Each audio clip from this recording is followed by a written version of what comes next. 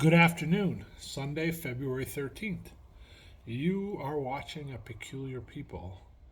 I don't know if you can see the sunshine on my face. Here, I'll turn you. It's an absolutely beautiful day outside. And, oh, there it is. There's the sun. Beautiful day in the neighborhood. So, I don't want to be a fear porn guy or a doomer and gloomer, right? As a lot of preppers can be, and myself included. I've been guilty of that as well. I try not to, but we all go there, I guess, a little bit. And I am reminded of a story, an account in the book of Genesis. Pharaoh has a dream, and he goes to Joseph to interpret it. Joseph interprets it thusly: 7 years of plenty are upon us, and they're going to be followed by 7 years of famine, right? 7 years of hardship. And so his advice is, plan accordingly, right? So Pharaoh says, I'm paraphrasing and shortening it. I didn't want to tell you the whole dream. It's in the book of Genesis. If you want to go read it, you should. But Pharaoh says to him, he appoints him in charge of this, plan to store up corn in the 7 good years. And so Joseph does that, right? And that's common sense. I mean, we as preppers, we know that. You store, times are good, you store. You store food, right? Store it to the rafters. I mean, um, what prepper isn't storing food to the rafters, right? So we all, and has been, we've been doing that for years, so we get it, right? And so, as budget allows, of course, I mean, there's always limits, but what did Joseph do during those 7 years? I started thinking about this, right? So we know he stored corn, but then during that time, did he go out to eat every week? Did he go out several times a week? The Bible doesn't tell us. I could speculate, but what good is that? But it reminds me of a conversation I had not too long ago with a friend of mine. Probably not too long ago, I say, but probably close to a year ago. And, I'm always trying to instill in these people, these friends of mine, um, the need to prep, right? I mean, just look around. Again, without being a fear porn guy or a doomer and gloomer, just look around. Just look around. Yeah, it's a no brainer. And so when we see that, right, we do have a sense of urgency to prepping. I do anyway. And so I try to share that with my friends. And one of the responses I got from a good friend of mine was, well, you got to live a little. What good is it if you don't live and you don't enjoy your life? And okay, yeah, that's true. But I mean, I guess it's all, what we put our value on, right? Do you have to go out to eat 10 times a month? I'm saying for him, it's probably an average. Sometimes he goes out 3 times a week, and sometimes only 1 time a week. I'm sure it averages out to 10 times a month. And you know what? Everybody does what they want, right? I'm not judging them. I think it's wrong, so I guess I am judging them, right? But I'm trying not to be judgmental. For me, it's wrong. Let me say it that way. Right? For me, it's wrong. And almost, I guess it is judgmental, but I want to say it's wrong for everybody.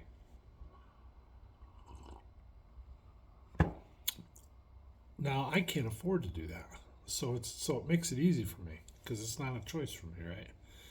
If I was still working and had good money, making good money, rather than being on a small little pension, whatever fixed income, I still wouldn't opt to go out to eat. My wife and I, we go out. We try to go out once a month, and usually it's like for pizza. So that's a little more in line with our budgeting, I guess.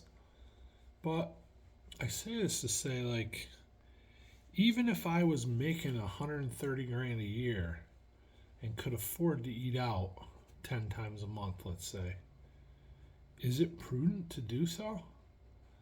Couldn't I take that money for my wife and I to go out to eat? I mean, these kind of restaurants like we're talking about, they could be easily $100 a shot, $80 a shot anyway. If you do that 10 times a month, you're talking about $800. And I know sometimes it's cheaper, whatever. I want to quantify it. Let's say 500 a month. If you're going out to eat that much, you're spending 500 a month, guaranteed. That money could be used to store food, to prep, right? It's like living with the credit card mentality, right? Could we just get whatever we want exactly when we want it?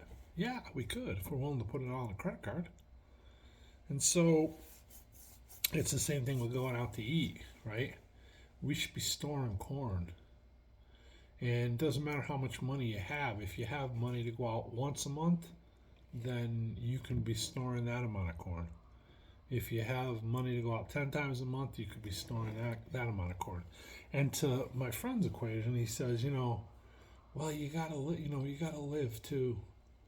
Well, we live a decent life. I mean, we live a decent life.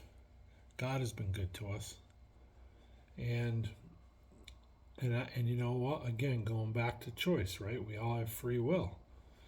His choice is to do that. That's on him. But it bothers me because I think I see what's coming. And here's a person who I really care about, and I don't see him being prepared for it. And it bothers me, right? But he's got free will, so I can't impose my will on him. But man has always had free will, and if you look biblically, that's been mostly the downfall of man. Most bad things that happen to man are because of free will. So, you can't ignore that. It's just biblical truth. So, what do we do going forward? Do we believe this economy is going to get better? Do we believe food is going to get cheap and abundant again like it was 5 years ago, 3 years ago? I mean, are ribeye steaks going to get back to $6 a pound? Maybe. I don't think so. I'm not counting on it. So, what we should do, again, here I go, right? What we should do, like I'm telling everybody what they should do. What I have done, and I believe it's very prudent, is to take that extra money and invest it as a hedge against future inflation, whether that be in whatever form that takes. I'm just going to use food because I think that's a pretty straightforward comparison, right? Like, there's a lot of things that I could afford to do that I'd like to do. You know what I'd like to do? I like to take out a loan and go get a nice used Street Glide. And I'm not greedy. It doesn't have to be new, and it could be 2018. With 20,000 miles on it. I can afford to do that. I mean, I can't afford to pay cash for it. I'd have to buy it. I'd have to finance it. I mean, I would be living large on that machine. But with it comes debt. With it comes a payment every month.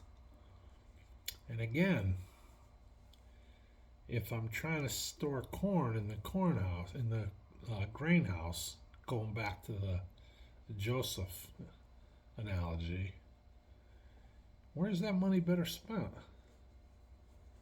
Storing corn? In the times of fatness, try to prepare for the dearth? Or having a used Street Glide? Or going out to the finest restaurants? Or buying all the name brand clothes, right? So it's a shift in psychology. And I think largely it comes, or for me anyway, it came with retiring, because when you hit that reduction of income, you realize there has to be some adjustments made. It's like a drug, right? It feeds on itself. Because once you start making headway, you just want to do more and you want to do more. And we take criticism from friends of ours, because, well, that same friend, well, you can never afford to go, you never want to go out and eat with us. Well, it's not that I don't want to, but I can't sit there and spend $45, $50 on a steak dinner at a restaurant. I can't. I just can't do it. Like, I would be riddled with guilt thinking of all the other things I could do with that money, right?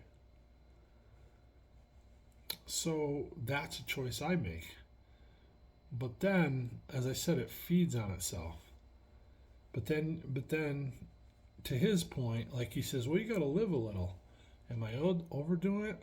Should I do that once in a while? Well, again, I mean, I just can't, because I see so many other things that need to be done. And if I want a steak dinner, like my wife got T-bones the other night, we don't do it often, but they were like $15 a pound. There was a manager special. They just cut them. They were fresh, and they were 7 something a pound. She's like, you know what? I just splurged and got them. Well, isn't that living a little? Doesn't have to be going and sitting in a restaurant and have somebody making it for us and, pay 4 times as much. But again, if that's the choice you make for yourself, I guess I have to respect it, even though I don't agree with it. And then when I look at where the country, where the world is going, I look at where the economy's going, I don't agree with it. And I want to shake these people and say, wake up. Yeah, times are okay now, and you're feeling a little bit of the pinch of this food crunch or inflational crunch, but you're still, you're making 130 grand a year, so you're doing okay. But, you're 63 years old, 65 years old, whatever you are. You're looking at retirement in the near future. Should you be spending your money more wisely? Joseph, should you be filling that grain store? I think you should. But free will, right? Boy, free will's a bear, man. Free will's a bear. I lived my whole life just buying whatever I wanted when I wanted it. And most of my life I carried debt, a lot of debt. But I was, in his words, I was living my life. And yeah, I had a lot of nice stuff and ate out a lot and went wherever I wanted and bought whatever I wanted. My main goal now is to reduce my debt footprint. To live as cheaply as I possibly can. And anything above that, use that as a hedge against what's coming. Does that make me wise? No. I'm going to be 60 years old in a couple months. And it took me most of my life to figure that out. Now, if I had adapted this philosophy when I was 25, yeah, that would have made me wise. That would have been wise. Is it wise to figure something out after it hit you in the head with a hammer 1,800 times every day of your life? And you're too stubborn to see it, and then one day you woke up? That's not wise. That's not wisdom. That's just waking up, having a clue, right? I'm not wise. But then there's people that are in my age category, in the same boat, and they haven't woken up yet. And I want to shake them because I love them. And I want to tell them, and I do tell them, you can lead a horse to water, but you can't make him drink. And then I have to realize just because that's best for me doesn't mean it's best for them. Maybe they're going to just do what they're going to do, and whatever happens, happens. No maybe about it. That's exactly what it is. They're going to do whatever they do, one way or another. And whatever's going to happen is going to happen one way or another. So, go back and read the book of Genesis. Read the account of Joseph. Read the account of Noah and the ark, also in Genesis, right? Noah was a conspiracy theorist until it started raining. Right? Noah was crazy. Imagine the guy's walking by Noah. He's building an ark for 110 years or whatever it was, 100 something years, in a land that never ever saw a drop of rain. Right? He wasn't too crazy, was he? People looked at him. Imagine the people walking by like, there's that Noah. What a knucklehead he is, right? Then the rain started falling, and then it started rising. Then suddenly Noah went from being a knucklehead to being a wise man overnight. Are we knuckleheads or are we wise men? Again, I don't consider myself wise. I guess I am a knucklehead. But I think I got this one right. But time will tell. Thanks for watching. Love you. God bless you.